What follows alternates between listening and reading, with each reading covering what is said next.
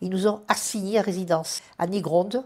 Ma mère avait loué une petite pièce dans une ferme. On a été dénoncés. L'institutrice m'a dit: Betty, tu t'appelles plus Betty Weissmark, tu t'appelles Betty Tasté, tu es ma fille, tu ne réponds pas, tu dis pas que tu es juive. Vous vous rendez compte le matin que les Allemands venaient me chercher.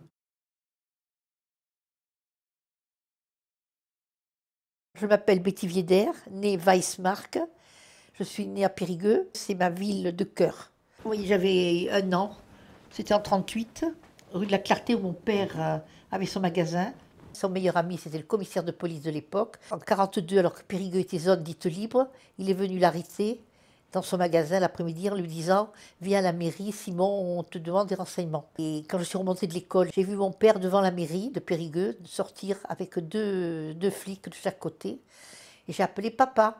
Et mon père a levé la main pour m'envoyer un baiser. Et là, il avait des menottes. Ça, c'est un flash terrible. Et ils lui ont donné un coup de poing dans la figure et il est parti. Je ne l'ai plus jamais revu. Tout de suite après l'arrestation de mon père, il y a un ami qui est venu voir ma mère et qui lui a dit: voilà, il faut que tu partes parce que là, ils vont venir t'arrêter, tu es sur la liste. Ils nous ont assignés à résidence à Négronde. Ma mère avait loué une petite pièce dans une ferme. On a été dénoncés. L'institutrice m'a dit: Betty, tu t'appelles plus Betty Weissmark, tu t'appelles Betty Tasté, tu es ma fille, tu ne réponds pas, tu dis pas que tu es juive. Vous vous rendez compte le matin que les Allemands venaient me chercher. Et donc je sors de l'école et les deux Allemands étaient là. L'un qui me prend les bras, il me dit: comment tu t'appelles toi? Et il me dit: tu t'appelles pas Betty Tasté, mais tu t'appelles, il me donne un nom à consonance juive et d'Europe centrale, Rubinstein, Rubinstein.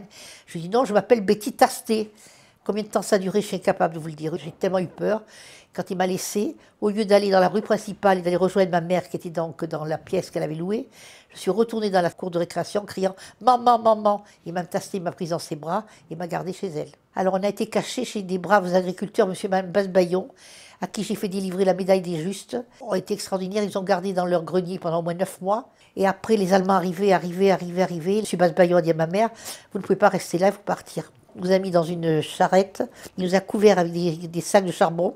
Et là, on est arrivé à Thiviers. Et Thiviers, on a pris un train qui nous a descendu jusqu'à Toulouse.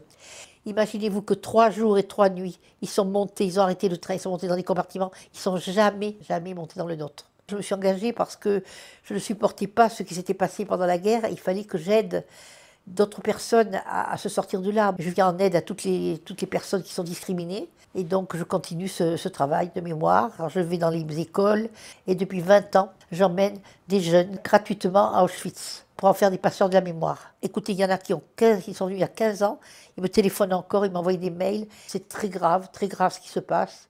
Il faut continuer à dire que il n'y a qu'une race, c'est la race humaine. Madame la maire de Négronde, elle a débaptisé la place de la mairie et elle a donné le nom de mes justes, monsieur Basbaillon. Et cette année, il va y avoir donc l'école Mme Tasté. Pour moi, c'est extraordinaire, c'est des gens qui m'ont sauvé. Je ne serai pas là pour raconter. L'important pour moi, je n'y arriverai pas, mais c'est d'apporter tous les jours une petite pierre à l'édifice de la paix.